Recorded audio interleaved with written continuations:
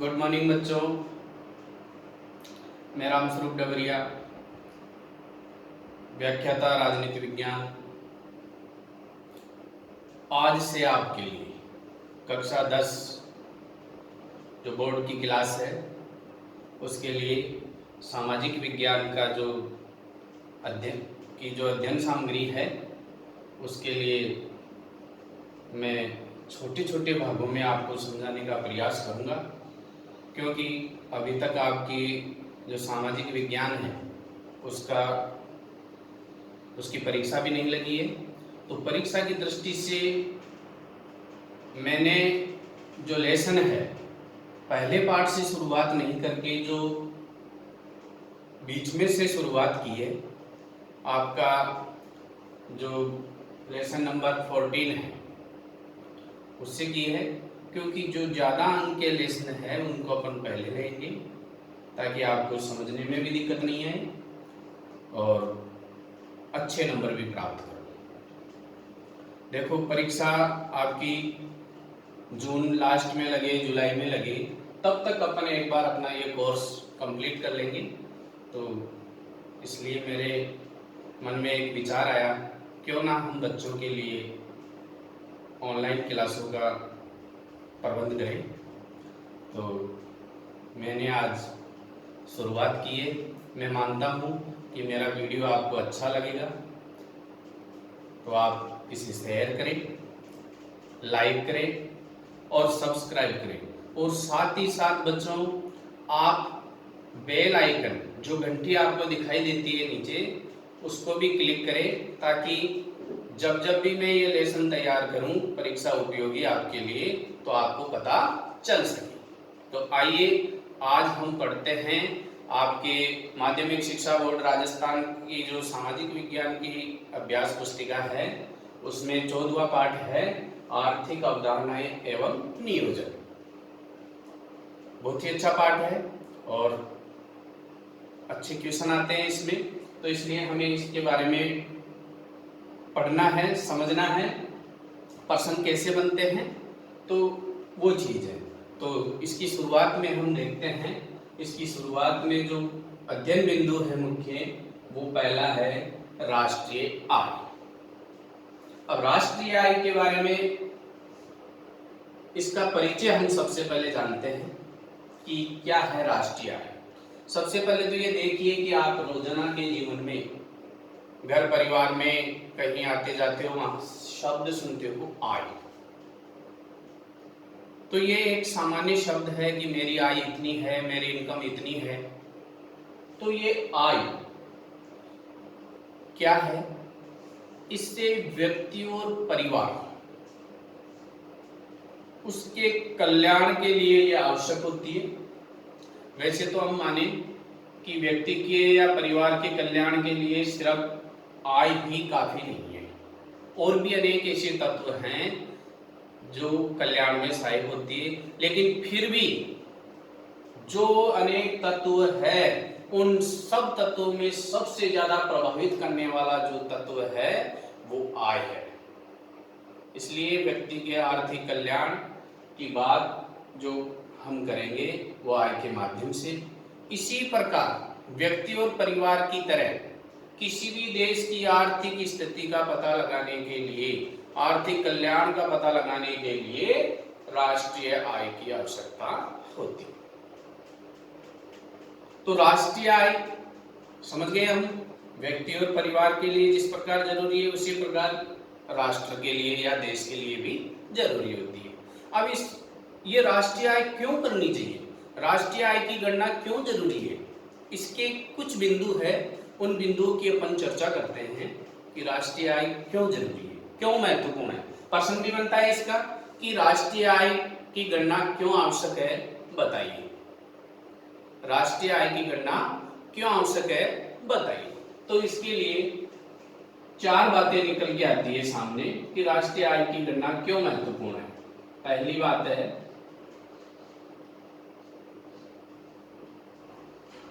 कि राष्ट्रीय आय से एक राष्ट्र की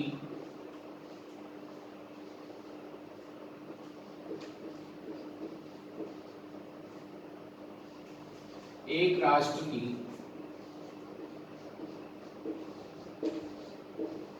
आर्थिक स्थिति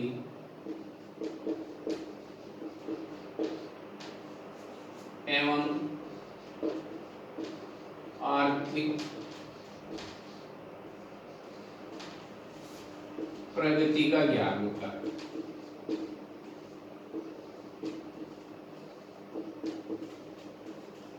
पहली बात हो गई एक राष्ट्रीय आय की गणना से एक राष्ट्र की आर्थिक स्थिति एवं आर्थिक प्रगति का ज्ञान होता है। राष्ट्रीय आय की गणना से ये पता चल जाता है। दूसरी बात है, राष्ट्रीय आय से अन्य राष्ट्रों की अर्थव्यवस्था से, राष्ट्रीय आय से अन्य राष्ट्रों की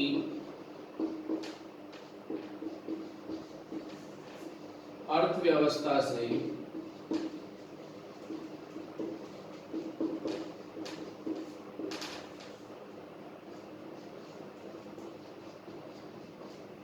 तुलना करने में सहायक है।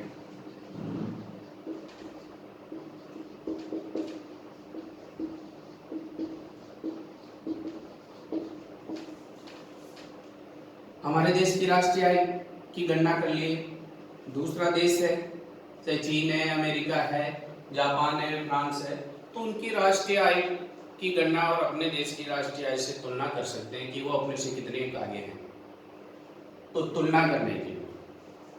तीसरी बात है, राष्ट्रीय आय क्यों आवश्यक है कि राष्ट्रीय आय अर्थव्यवस्था में जिन क्षेत्रों का योगदान है उनका समीक्षात्मक अध्ययन करने के लिए आवश्यक है। तो अर्थव्यवस्था के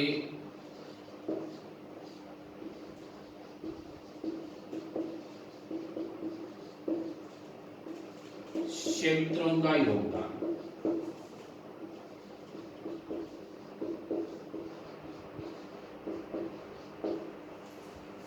तो राष्ट्रीय आय में अर्थव्यवस्था के जो क्षेत्र होते हैं, प्राथमिक क्षेत्र, द्वितीय क्षेत्र, तृतीय क्षेत्र, उनका कितना योगदान है उसकी समीक्षात्मक जो अपन अध्ययन करें उसके लिए भी राष्ट्रीय आय जरूरी है। और चौथी बात निकल के आती है कि राष्ट्रीय आय की गणना क्यों आवश्यक है, क्यों महत्वपूर्ण है। चौथी बात है, राष्ट्र के लिए भावी नीतियों के निर्माण के लिए भी राष्ट्रीय आय की गणना आवश्यक है। राष्ट्र के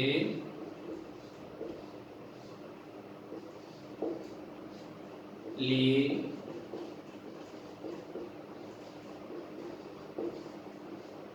भावी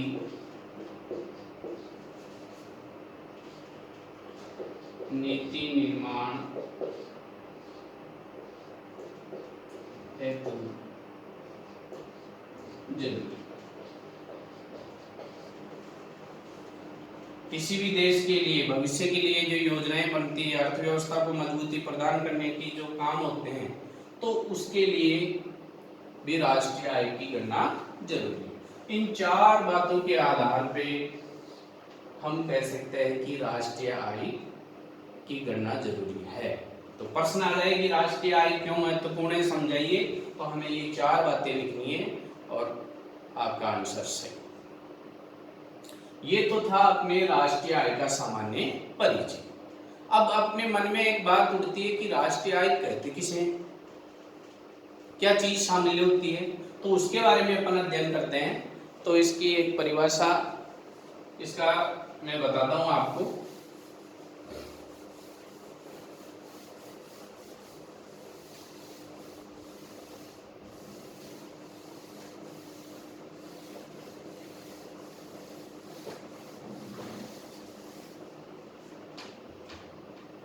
राष्ट्रीय आय की परिभाषा पहले लिख देता हूं मैं, फिर थोड़ा समझा देता हूं। एक देश में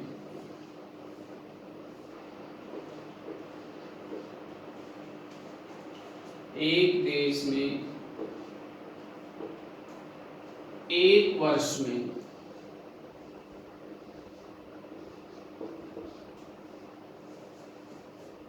एक वर्ष, और वर्ष से मतलब है यहाँ वित्तीय वर्ष।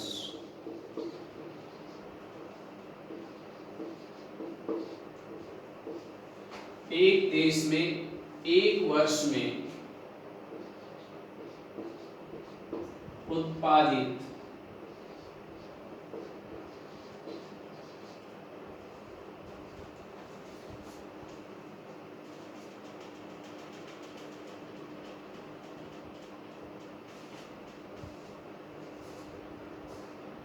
एक देश में एक वर्ष में उत्पादित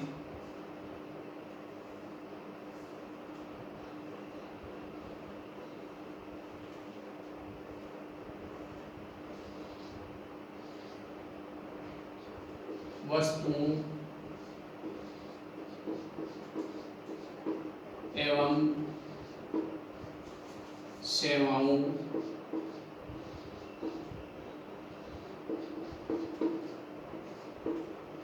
का अंतिम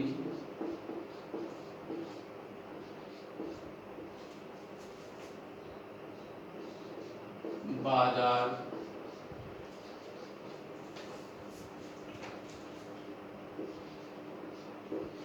मूल्य के योग को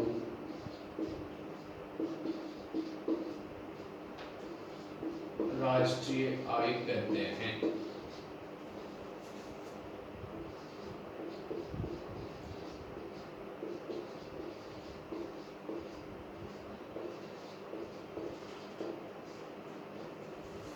देखो बच्चों, एक देश में, एक राष्ट्र में, एक वर्ष में, ये निश्चित अवधि है, निश्चित समय है।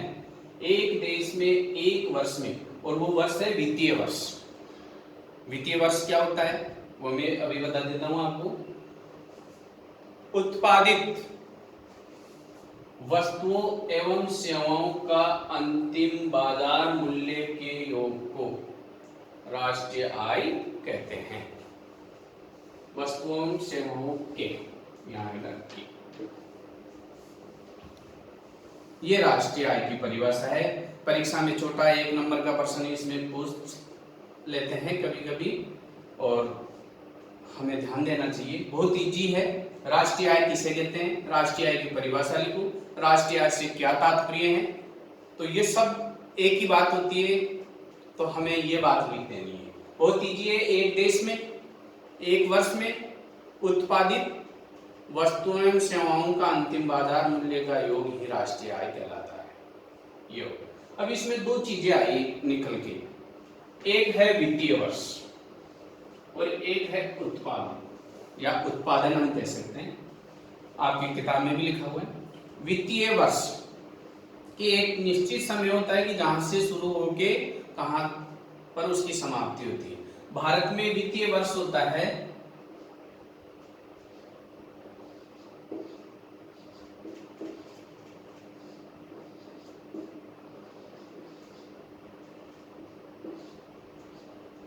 भारत में वित्तीय वर्ष की शुरुआत 1 अप्रैल से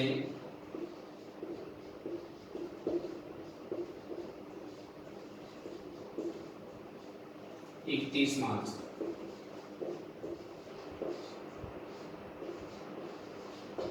ये वित्तीय वर्ष भारत में। एक है उत्पादन।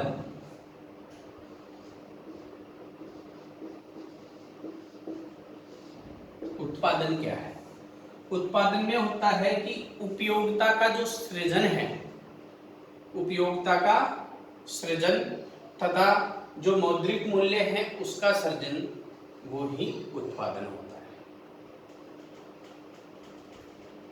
कुल मिला के उसके बाद में उसका कोई प्रसंस्करण तैयार नहीं होना। अंतिम रूप से जो वस्तुएं होती है उसका यही मतलब है कि अंतिम, यानी कि उसके बाद में उनका कोई पुनः प्रसंस्करण नहीं किया जाए।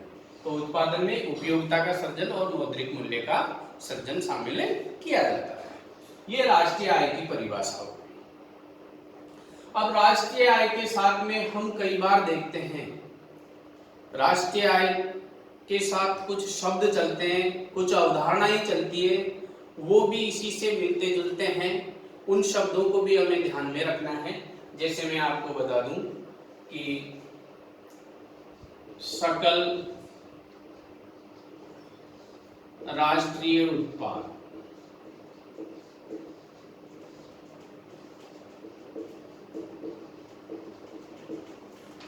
फिर दूसरा शब्द सकल की जगह लिख दो अपने शुद्ध, शुद्ध राष्ट्रीय उत्पाद हो जाएगा। सकल घरेलू उत्पाद,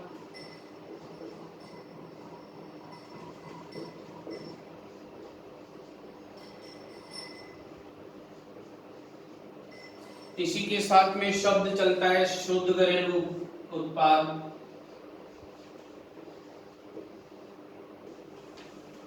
ठीक है, सकल राष्ट्रीय आय, शुद्ध राष्ट्रीय आय, ये बहुत सारे शब्द हैं, तो ये इसके राष्ट्रीय आय के इर्द गिर्द चलते हैं। सकल घरेलू उत्पाद का कई बार बच्चे कंफ्यूज हो जाते हैं, मैं आपको समझा देता हूं कि कई बार परीक्षा में इसकी जगह शब्द आ जाता है जीडीपी।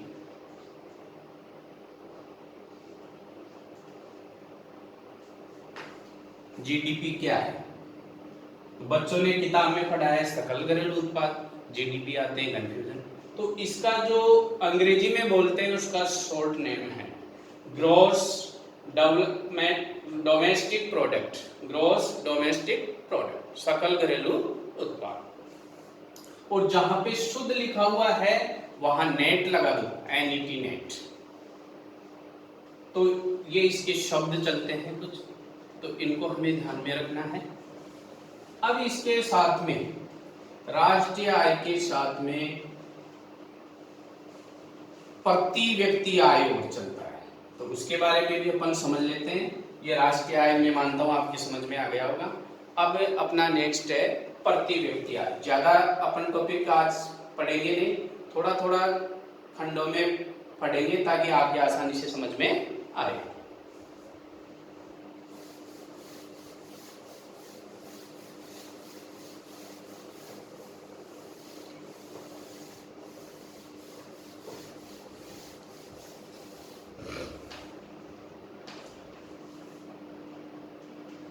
अब है प्रति व्यक्ति आय। देखो बच्चों, एक चीज तो दिमाग में बिठाना है अपने को, प्रति व्यक्ति आय को ही औसत आय भी कहते हैं।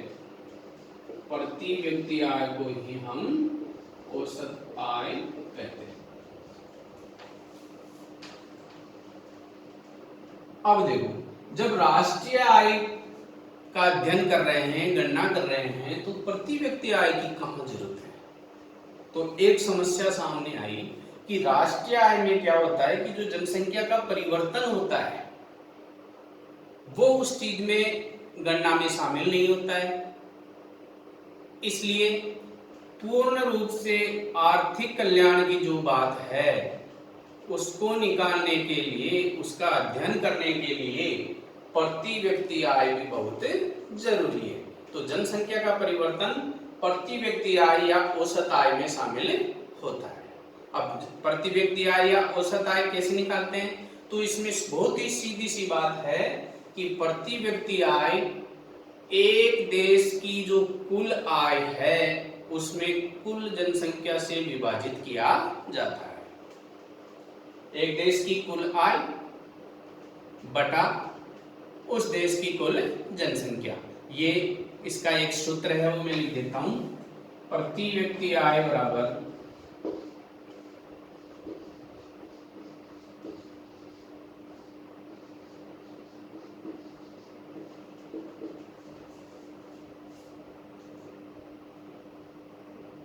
राष्ट्रीय आय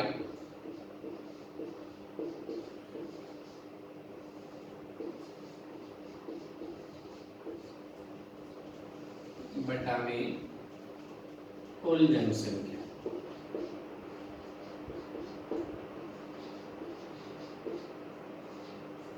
ये प्रति व्यक्ति आय निकालने का सूत्र है।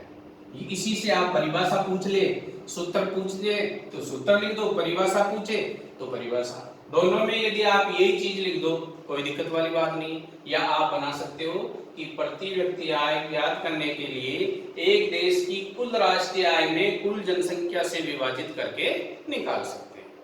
ये अपना एक छोटा सा पार्ट अपन ने लिया है, आज शुरुआत थी, तो मैं मानता हूं मैंने जो कोशिश की है आपको समझाने की वो शायद आपको समझ में आई होगी।